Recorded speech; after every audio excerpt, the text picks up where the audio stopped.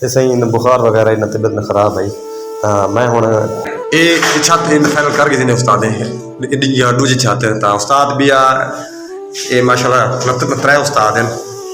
अस्सलाम वालेकुम वरहमतुल्लाहि वबरकातुहू। मैं मोहम्मद अदनान सोने दे यूट्यूब चैनल खोला उम्मीद करना अल्लाह के करम नाल फजल सो ठीक हो खैर करिया तुसी अल्लाह पाक को खुश आबाद रखे जित पेर हुए तो खैर हुआ है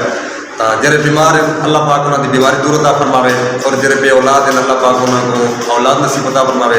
सब तो पहले मेरे चैनल को सब्सक्राइब करो लाइक करो तो करें वीडियो शुरू। आज की वीडियो इतना खास वीडियो कह नहीं खास भी है तो कहन भी थी क्योंकि मेरी अपनी तबीयत डाउन है थोड़ी बहुत बुखार वगैरह है जुकाम वगैरह भी है तो देख सकते मैं ट्रिप करके लवाई करा ये मैं हूँ फारग दिया टाइम देना पे एक का हूँ एक का टाइम देना पे मैं ये 11:30 मैं ट्रिप लवाई है तो उन्हें 1 बजे लह गई तो ये देख सकते ट्रिप मैं लवाई खड़ा था मैं इतना बाहर कहने गया मैं इतना वीडियो वगैरह ना बाहर मैं कहनी पड़ी तो मैं घर के अंदर खड़ा तो इन टाइम साढ़े घर के अंदर दूजी मंजिल पे और सारे दोस्त मिस्त्री वो आए खड़े रंग करे पे तो मैं रंग लिखे था ये रंग किया हुआ है और इंशाल्लाह बड़ा मजा सी हम पसंद आ रहा सही इन बुखार वगैरह इन तबीयत खराब आई मैं हूँ ड्रिप लवी जो डॉक्टर मुनीर को सजे तो मैं ड्रिप वगैरह लवाई तबीयत सही है कहना क्योंकि मौसम की वजह तो तबीयत सही कहने तो इंशाल्लाह अल्लाह खैर करे कोशिश करें पे ड्रिप लवाई में इंशाल्लाह बहुत जल्द इंशाल्लाह मैं ठीक थी वैसा तो दोस्त भी दुआ करें मेरे वास्ते इंशाल्लाह अल्लाह पाक हर मुसलमान को हर बीमार को उनका सुख सेहत देवे और जितना सारे दोस्त हैं या भावें न दुश्मन भी है ना अल्लाह पाक उनको बीमारी ना देवे तो क्योंकि हर मुसलमान वास्ते दुआ की करो अल्लाह पाक उसका सुख सेहत दे और आबाद रखे जित पेर हुए तो खैर हुए तो ये देख सकते हुए ड्रिप मेरी क्योंकि 2 बोतल लगी है एक मेरे को लगी है छोटी बोतल लगी है मैं छोटी बोतल तो मैं दिखाई है तो वड्डी दिखाई है पहले मैं छोटी ली ने वल ली या वड्डी बोतल समझ आती भी उसी सैड दवाइयाँ पेन तो मैं ही वास्ते बाहर गया कहीं वीडियो बनावन तो रंगल दोस्त है करें मैं विजिट करना गपशप कर उन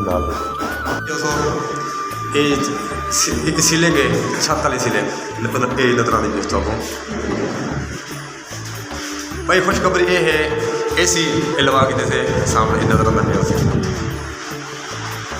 माशाल्लाह क्योंकि गर्मी भी है तो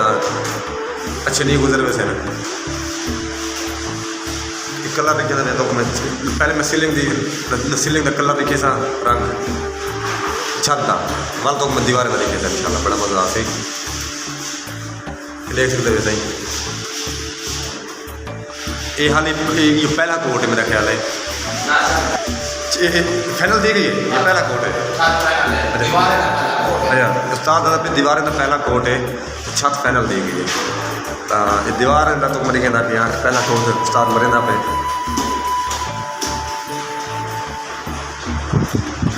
उस्ताद जी ये दसो मैं उस्ताद नाल मैं गपशप करे सा हाल वाल करे सा कलर दिखाता तो मैं ये सामने की कलर को नजर ना दिया ये भी है